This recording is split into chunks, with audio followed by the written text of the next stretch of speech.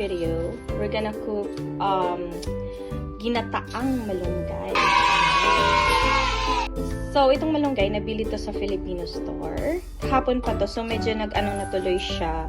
Hindi ko agad naluto kahapon, but then let's try.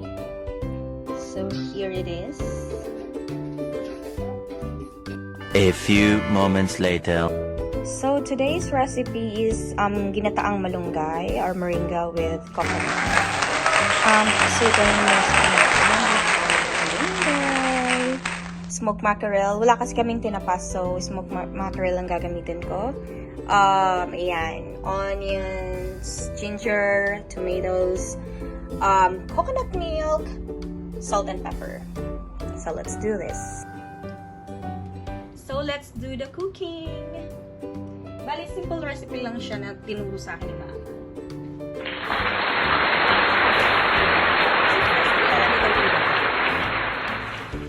Hindi naman ako actually nagluluto na. Kasi si Ron talaga yung nagluluto dito sa bahay. So, ayan. Hindi ko matansya kung tama na ba yung gata natin. So, yung gata na ginamit ko is binili ko lang din sa Filipino store. Ayam. Wow, ayam. Coconut milk. I don't know if it's okay na ganyan. So, yung ingredients, pwede naman, isabay-sabay lang daw yung onion. Ganyan daw siya. Okay. Let's see. Onions. Tomatoes. Yan. Ubusin na lang natin yung para mas masarap siya, madaming gata.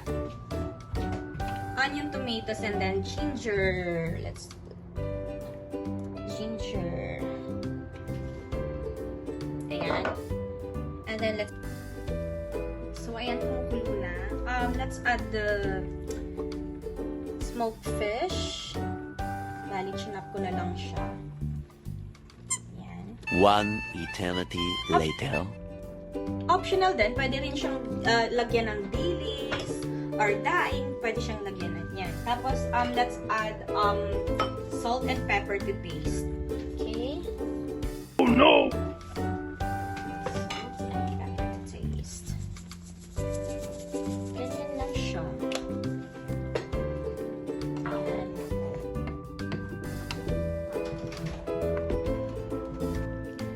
So, let's simmer it for like 4 to 5 minutes. Okay? Ta-da! So, ayan. After that, let's add the malunggay leaves or moringa leaves. This is actually I think, from Thailand yun, no? Hindi siya from the Philippines, eh. Hindi ko masyado na-check. Ayan. And, let's simmer it for another 1 or 2 minutes.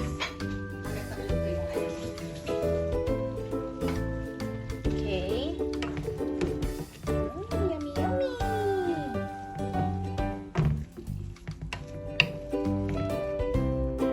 Okay, let's simmer for 1 to 2 minutes. A few moments later.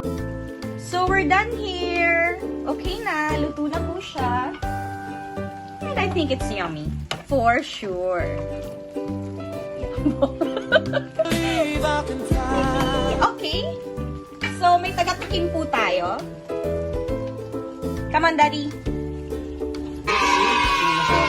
Yummy, yummy. So Ito ba sweet. yung kay Mama Nida sa recipe? Yeah. Okay. Come on. It's okay na. Huwag mo nang masyadong... How was that?